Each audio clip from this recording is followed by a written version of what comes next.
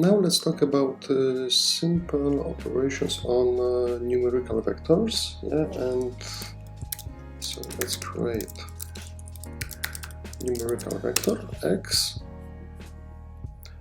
and if we want to raise each element of this vector to the power of 2, we use this. And as a result, each element is raised to the power of 2. If on the same result can be obtained by multiplication, and again this is piecewise multiplication. So as a result, still of this operation, we will get a vector, and not so. It's in this sense it's not vector product, but element-wise product. And so here, if we create a vector, let's say it 3 to 1, and if we multiply x times y, we will get 3 times 1 is 3, 2 times 2 is 4, 3 times 1 is 3. Analogically also it works. Useful command for vectors is length. We can check what's the length of the vector, so how many elements we have, and if we want to create sequence of many elements, so suppose that we want to create a vector of elements from 1 to 100, all subsequent integer numbers. So instead of writing this manually, we can do it using colon. Here, and this tells R to generate a vector of elements from 1 to 100 with increments with step 1. Alternatively, there is similar function sec. And tiny digression, instead of help and the command in quotation, you can use question mark and second to get exactly the same result. So here this is less compact than this notation, but it's more general because we can use more options. So for instance, if we want a vector from -5 to 10, and step size to be half, we generate such a vector. Alternatively, if we want to generate a vector from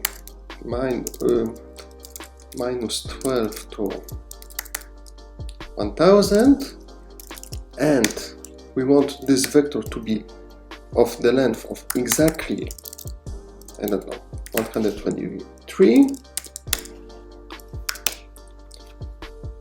using this option, this automatically adjusts the step size to have exactly 123 elements. And actually, to be precise, this formula can be found what's the mapping between by and length out. So there is one-to-one mapping between those two things. And we can choose only one of those. Because we need 1 degree of freedom. So this is about sec. and yes, it's a sec function that generates a sequence of elements in vector form. Now suppose that we want to generate a vector that resembles a die with 6 sides. Yeah. So to do it, we generate a vector. Yeah. And yeah. And now, if we want to make some arithmetic operations on this, if we want to add one additional one to each element, then we can type this. Yeah, and this adds additional element to each one to each element. Yeah, and it can be real number. Yeah, something similar works with multiplication. If, on the other hand, we will create, let's say, object of the same length, because the length of die is 6, length of this, it should be also 6, from 10 to 15. Yep. If we add those objects, okay, let's say x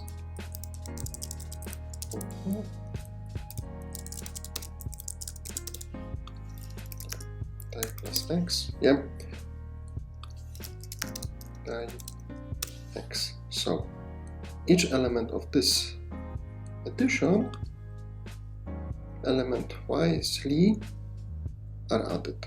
Yeah, so here we have 21, which is a sum of 6 and 15. Yeah. The first element is a sum of the first elements of both vectors. Yeah, so this is it. What? Yeah, so it is. If we make some arithmetic operations on vectors of the same length, we know how it works. But what happens if we generate a vector of different length? Let's say 1, 5. Yeah. So length of die, once again, is 6. Length of y is 5. Yeah. But if we try to add both vectors, we will get error message. Yeah, that there is different length of those objects. Yeah, and this happens if the length of one vector is not a multiple of the length of the other vector. What does it mean? So, for instance, if instead we generate a vector of size, of length 3, and 3 is a multiple of 6, then we will be able to add this. Yeah? And how does it work?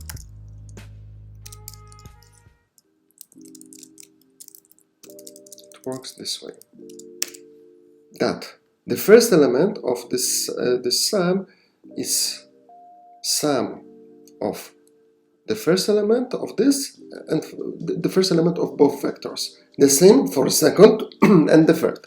So far everything is the same. And what happens for the fourth element? Then R takes the fourth element and it starts using elements of the shorter object. Just it would be it takes the first element and then it takes the second and the third. Yeah, so here we have 5, which is 4 plus 1. Here we have 7 because this is 5 plus 2.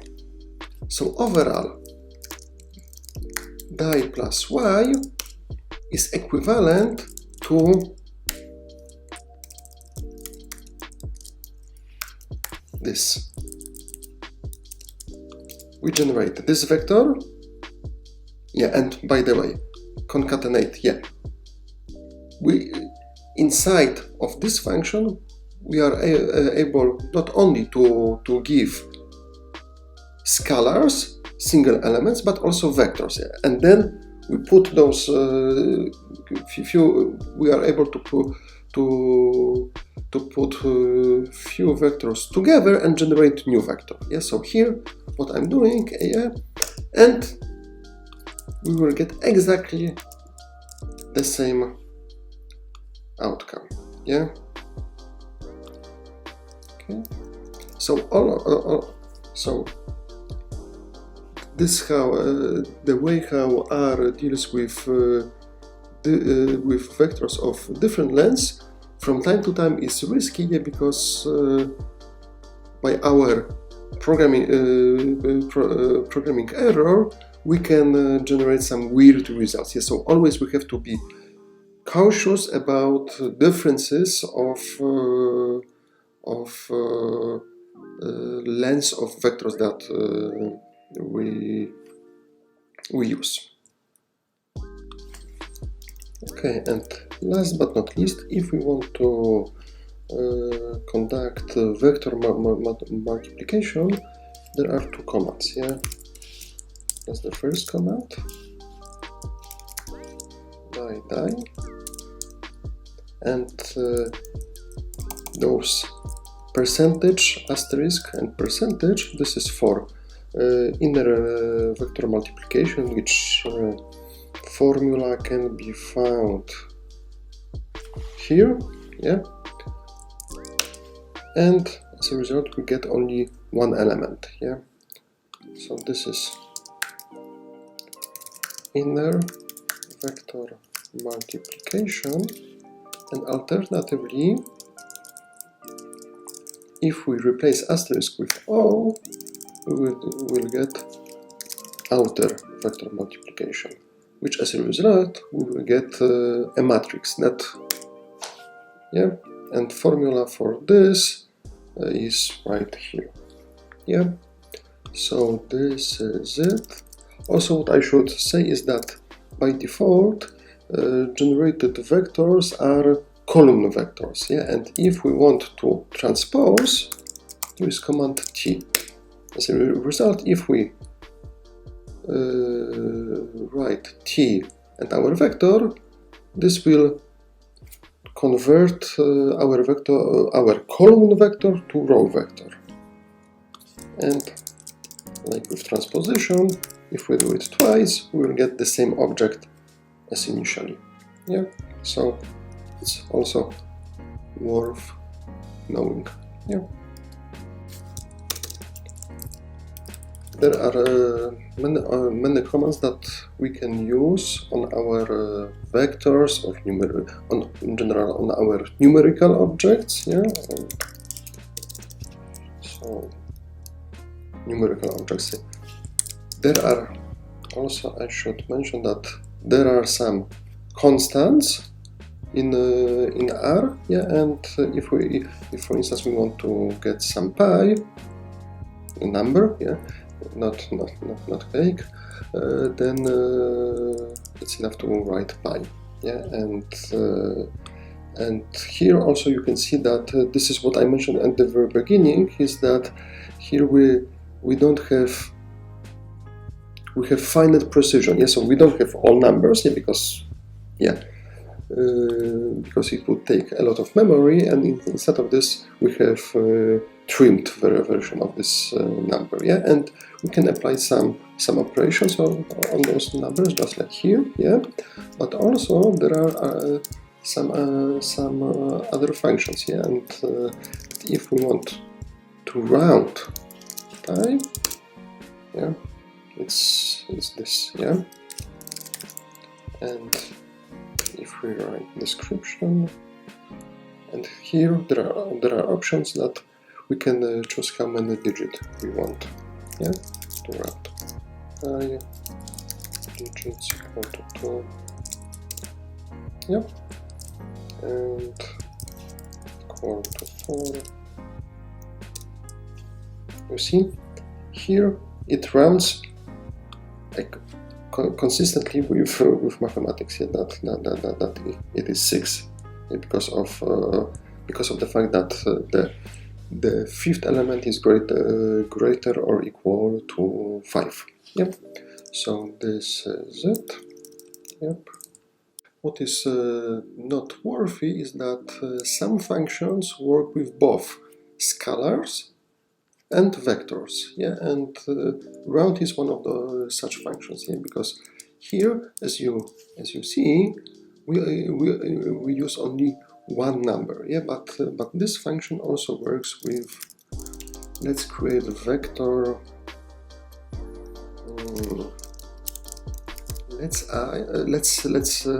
Let's take our die and let's take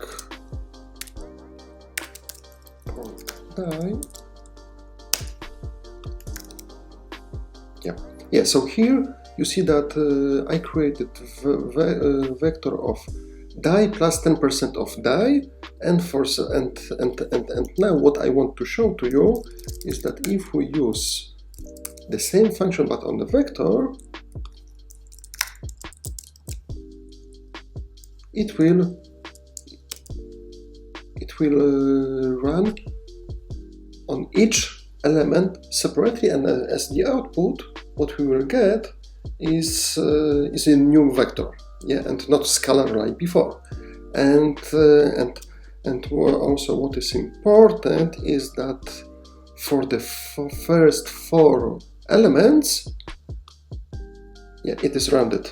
It takes the floor of those numbers, yeah, and while for other numbers 5.5 and 6.6, it takes the ceiling. Yeah, so this shows that this function round runs separately on each element of our vector QWE. Yeah. Another function that works both with scalars and vectors is function mean. Yeah. And in contrast to the previous function, however, this function doesn't make. So this function computes the average of all elements of the input. Yeah, and while it makes complete sense to compute mean for all elements of the vector, doesn't make much sense to compute mean of a scalar. Yeah, because yeah, it's the scalar. Yeah. So this is mean, and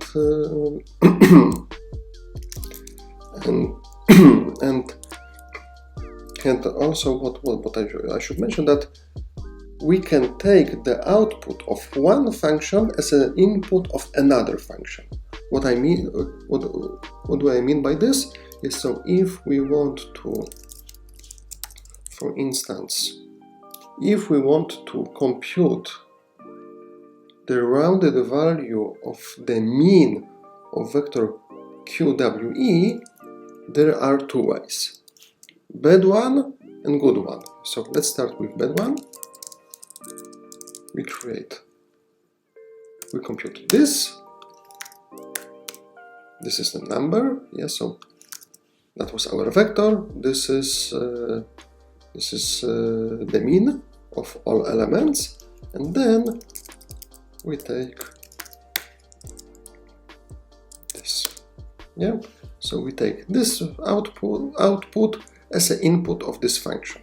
Yeah, but much better is just to use this. Yeah, so I compute this, and explicitly, directly, I put this as an input of function round. Yeah, and I get the same result, which and I save one line of code, and yeah, and so this is it. Yeah. A function that is particularly useful while working with data is function sample. Yeah, that if we want to sample a subset of our global data set, yeah, then we can use sample. Yeah, and suppose that we want to draw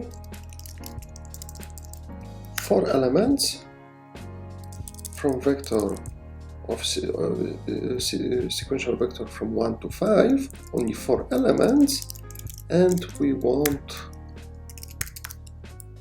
not those numbers to be replaced. So replace equal to false. It means that if one number is drawn, it cannot be drawn again. Yeah, so yeah, and every time we get different numbers. Yeah, so this is it. If we want to draw only one number, yeah, we change this and we get, yeah. Also we can set this option to be replace equal to 3.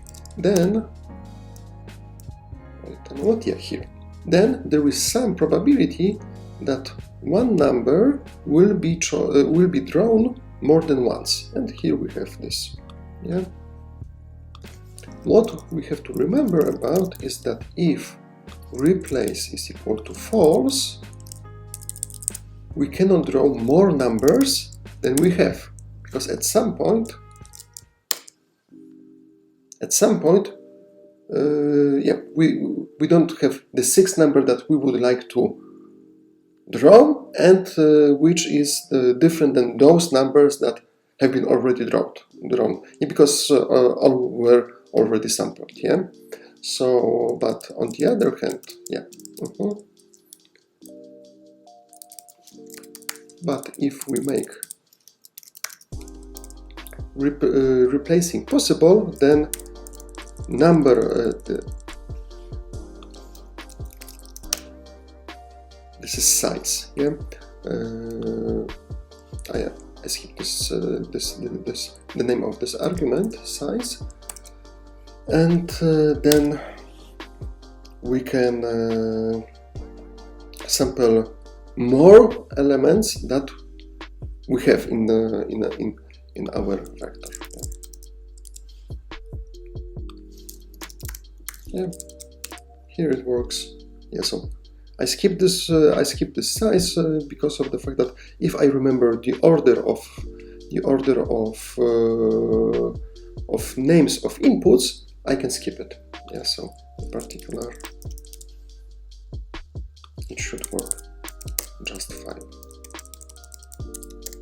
Replace.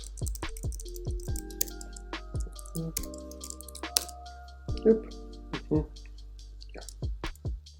Apart from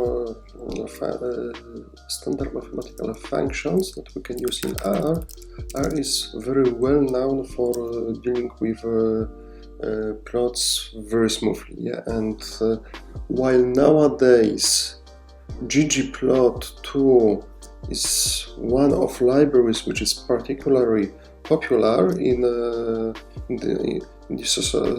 society of R users, in this course we will stick on base R, which in my opinion it may be a bit more intuitive for beginners. Yeah, so here I will show on you a very introductory example just to show that it's quite easy to generate some plots. And now we have y, which is transformation of x. Yeah, and if we want to plot the relationship between x and y, we do it this way. Yeah, it's only yeah, right now I'm not discussing the structure of this function, how what is the tilde here. Yeah, we will talk about this soon. Yeah, so one function is plot. If we want to compute distribution of histogram of x's, because this is unispace grid, yeah, so it should be like this. Yeah, that the number of elements for each for each interval should be exactly the same, yeah, and it's here, yeah. On the other hand, it won't be, yeah, and yeah.